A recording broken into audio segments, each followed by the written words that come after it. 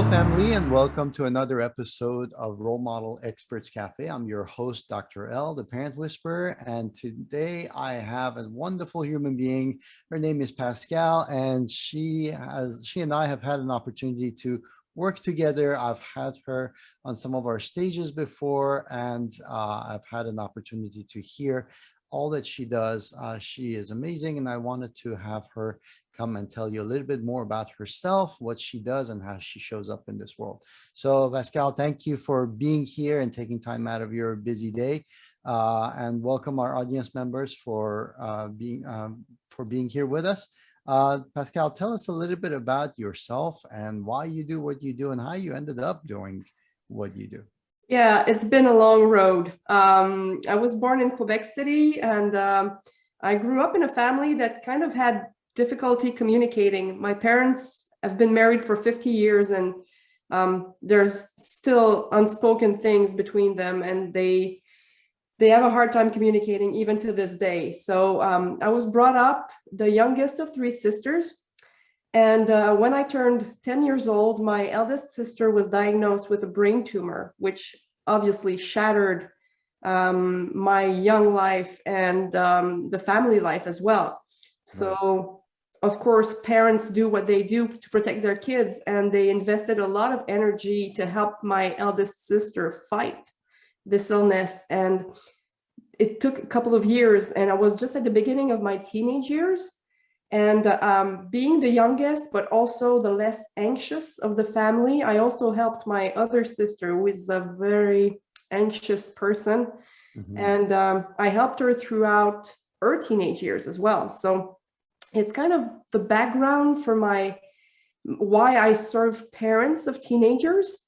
But my professional life has been like a very weird journey in which the common theme has always been communicating, empathy, bringing the human at the center of everything I do. And I've always been on a quest to make sure that the people that surround me understand each other. Therefore, I went to, gather some training to help people communicate better with each other. And it's always been probably the main thing in my life is to make sure that people understand each other and that they speak from a place of love. Mm-hmm. So after training and coaching leaders with their teams, COVID hit, and I had to reassess, what my values were, what impact I wanted to have in the world, and going back into my own past and my own story, helping parents communicate with their teenagers became truly the foundation of my mission and what I know now I want to do and the impact I want to have on the world. Right. That's amazing. So why do you think this is an important thing? I know that when it comes to children and growing up, there's all kinds of stuff that can happen that can really impact us years down the road. We don't even realize it. But what was your motivation to kind of deal with this? Because obviously as a child you dealt with it enough. Wasn't that enough for you? You know what, but I kind of found my calling in that, because by helping others when I was young, I also helped to figure out what was going on with my own emotional state. Mm-hmm. I have a stack of diaries at home that I just would fill out with my emotions and what I was going through. And I think I developed kind of even an intuitive way to kind of understand people more than they understand themselves. Mm. And it gave me value. It gave me self-esteem as I was growing older, because you contribute. Everyone in the world wants to contribute. Everyone in the world wants to be seen as someone that's helpful, that really has an impact. And why is this important? Well, because I think when you're a teenager, you're kind of looking for who you are. You're trying to becoming. Mm-hmm. That's basically what you're doing. You're growing up, and you're trying to figure things out. And not having my parents around so much, I felt it really hard. It was hard. but I had the resources, of course, to help myself and help other family members and my friends who were going through tough times as well. But if it doesn't have to be that hard. My parents, unfortunately, didn't seek professional help. They didn't seek any outside help because they were in a mentality that, you keep things in the family, basically. And I know that this is hard for parents sometimes to ask for help, but most parents who really have the interest of their kids at heart and that have the humility, or even I think it's even more on trend now. People seek more help because we're from a generation that we're, I think, looking to improve ourselves a bit better. We have this mentality that seeking for help is not as taboo as it used to be.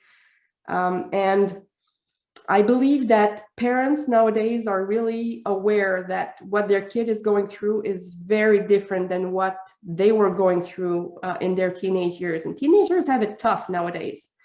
So that's why I think seeking help, figuring out what you don't know. Sometimes you don't even know you don't know stuff. And asking the right questions really, really help. Got it.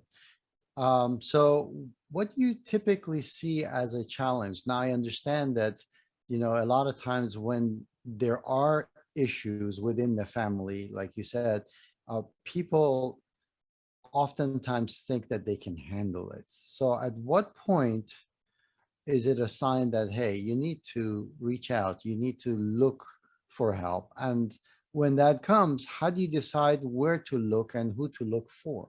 Yes, absolutely. Well, most parents, when their kid is going through their teenage years, they see the same behaviors almost in every household.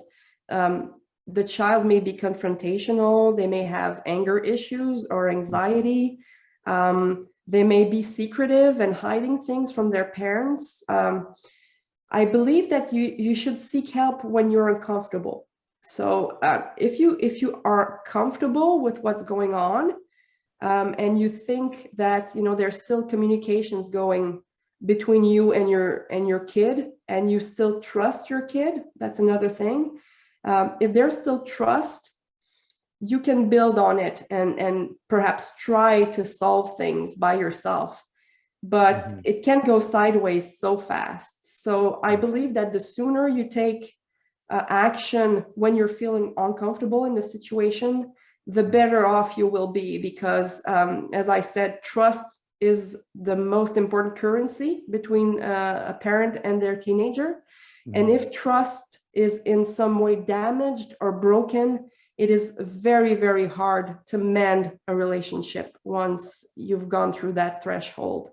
Right. So for any parent who feels like their kid is being angry or is hiding things from them, or you feel like communications is getting harder and harder and you're worried, perhaps you're afraid that they go into things with their friends, perhaps you're worried that someone has a bad influence on them. If you don't have the information because they don't talk to you about it, it can be very, very stressful for a parent and for the kid, because even though they may not show it, they still need you. And if you can mend it as soon as you can, and if you can build the foundation of trust that's very, very solid through communications, I'm a communications coach, or through any professional help that can help you manage this trust relationship, as soon as you can do that, I think you basically equip your kid to be able in the future to find solution by themselves, and you help them figuring out on their own, but helping to have this link and this relationship working. It's never a bad idea to have that and to have support from someone who has no emotional investment and who can be more rational perhaps than you can. Right. I always talk about this, that the teenage years, these delicate years where the kids are establishing their own identity from the parents. And by that definition, the more the parents gets involved, it feels like the more the kids push back. But they eventually are going to go ahead and outgrow this age.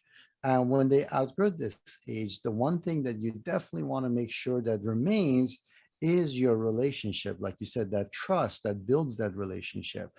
So oftentimes early on, we talk about how you hire coaches and teachers to do the heavy lifting and the pushing, so you don't have to be the bad guy, because you want to maintain that relationship with your child, knowing that you're always there to love them, you're always there to support them, and despite what the world demands of them and what is required at times, that your love is unconditional for them and you will always be there relationship wise. Yes. So I totally agree with that whole thing about trust and making sure that that stays intact. That is very, very And I fundamental. can say that there's even something that sometimes we don't think about, is if you show your child that you are willing to improve for the sake of the relationship, to put in the effort to change the way that you approach the relationship. What you teach them is that perhaps growth is possible at any age.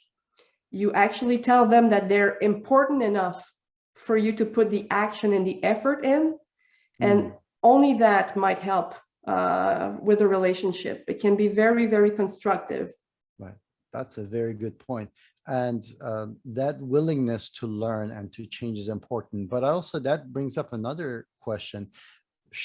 Does it work if a parent really wants to seek help, but the child says, no, I don't need any help? Or is there a way around that? Or what are your thoughts on that if a child is not ready to receive help or input? There's one thing that's very interesting in behaviors, is that if your kid is not ready to change, or to change, or is perhaps suspicious or dubious that you'll actually put in the effort,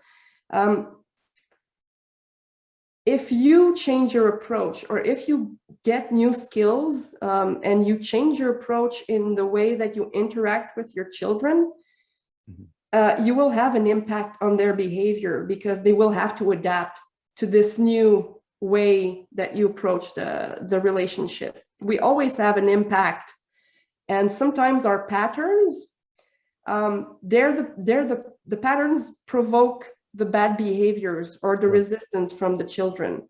Right. And by adopting new behaviors yourself, you will have an impact on their behaviors. There's another thing also, is some parents may come to me and ask me, change my children. There's one thing in life that's a rule, is that you have no power whatsoever on others. The only person you can change is yourself. But I've seen it, the positive impacts of just be humble enough to admit that you need help, and go fetch it and search for it, and find the right person to help you, and then put in the work and change. The whole family dynamic changes just because one person decided to put in the effort. The ripple effects are multiple.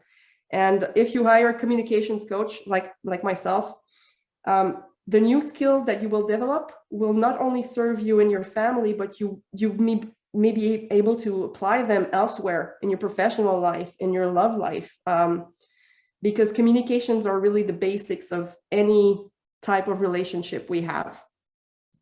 So Pascale, what are your, if you were to say a couple, 2-3 tips that our audience members could immediately after this apply in their relationships, in their family dynamics, what would be the 3 tips that you would have for them? Oh, that's a very good question. 3 tips. Okay. First, I would say that be present in the moment and learn to listen.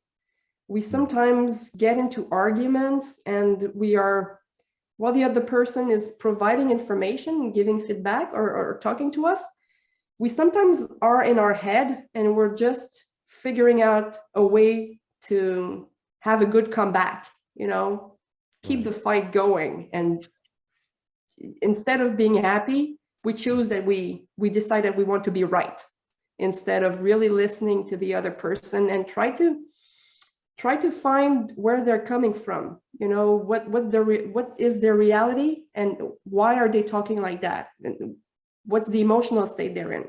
Mm-hmm. So learn to listen probably is the first thing I would say. And you don't have to listen only with your ears. You've got many senses. The energy of the other person will also provide information. Mm-hmm. Your ears, of course, you listen, you've got 2 ears, but you've got eyes too. And you see that someone is upset. Perhaps don't put oil on the fire, because tip number 2, the emotional state of someone, whether it's you or the person you're talking to, will definitely set the tone of the conversation. And if you're in an emotional state that's not constructive, or you're really reactive, take a step back and say, you know what, I don't think we're in an emotional state right now where we can understand each other and really listen to each other. Let's come back to it a little later once we're cooled down, and follow through when you do that. So that's the second tip. The emotional state is very, very important. And I think number 3, I might provide a 4th tip, but I'll tell you number 3. I said that trust is the most important currency in any relationship, but with your teenager is even more important. There's one thing that will always destroy trust. It will damage it, and it's inconsistency and incoherence. So if you've got rules in your household that you put in to manage your teenager, but you are the first one to basically violate those rules, or you're not showing and leading by example, Mm-hmm. your teenager will learn that your words and your actions are not in sync, and that therefore you're not trustworthy. And it can be devastating. So lead by example is another very, very important thing. Try to catch yourself when you see that something, oh my God, okay, I said that, but I did the opposite, and admit your mistakes when you do that. That will help mend if there was a break of trust. Mm-hmm. Yeah, I would have a 4th one, but it's kind of a bonus. I'll give it to you. Sure, by all means. We love bonuses. Let's give bonuses. I see a lot of parents do that, and of course it's natural. And I want to emphasize on the fact that I think being a parent is the hardest job there is. So I commend every parent who have children, bless you. Absolutely. But some parents do this, and if you can catch yourself doing this and you can just change that, that will have a very good impact on your relationship. And there's always 2 sides of one story. And when you're in front of someone else, their reality and your reality are not the same one. Okay, so you have a point of view and they have their point of view. When you get into an argument with someone, they come from a place and you come from a place, and you may have totally different point of views. But, and this is the key, if you think that your reality is more important than their reality, or if you dismiss in any way their experience, because as you said, they're figuring out who they are and who they're becoming and what they are standing for. If you dismiss in any way their experience, like you trivialize what they're going through, you won't remember it in 5 years. Why such drama? Or if you roll your eyes at your teenager, oh my God, this is a mistake. Because you may not remember, but when you were a teenager, figuring things out was tough. It was hard. And you didn't know and didn't have the experience that you now have. It's the same for your children. They don't have the same experience you do, and they don't have the same background you do. They didn't learn the same lessons you have, but they have to figure it out. They have to figure it out by themselves. So if you dismiss anything that they're going through as being unimportant or less important than your point of view, you're basically putting the foundation for them not coming to you with information. They will stop sharing what they're going through because apparently you don't care. That's how they receive it. So if you can catch yourself doing that and you can stop, I think that will be a very, very good thing. I think if we all do that, this whole world would be a better place. So true. Powerful thing to say, and that truly is the key to actually unlocking humanity's potential, is to be able to understand that we are one family across the planet, and for us to allow room for each other to exist so we can grow, right? So very, very powerful. Thank you for sharing that. Pascale, how can people find out more about you, your programs, and connect with you? Yes, they can go on my website, is parent lead, LEAD, parentleadcoaching.com. I think you'll provide the links. There's a Facebook group, same name, Parent Lead Coaching on Facebook. It's a group where we exchange with other parents. I have sometimes Q&A sessions on there, Facebook Lives. I share articles or book links or things that are tools for parents. So there's a lot of information there. And if you want to write to me, I'll provide my email as well. It's Pascale, Pascale, at parentleadcoaching.com. Awesome. I'll make sure that we put that in the description box for everybody to go ahead and check it out. Our audience members, family, please go ahead and do this. Take advantage of the resources that are available to you. Feel supported. And also remember that when you go and ask for help, through example, you're also teaching your children that there are role models, there are experts out there, that it is okay to ask for help and to reach out. And that's something that we oftentimes see nowadays becoming a big issue with kids, that they have difficulty connecting and reaching out, thinking that they're all alone and nobody sees them or hears them. So setting this example for them of reaching out to experts and role models is a very important thing that we need to teach our kids through example. So definitely take advantage of this. And if you haven't already done so, please make sure you go ahead and click subscribe on the channel so you get notified of the latest interviews and the experts that come on our channel.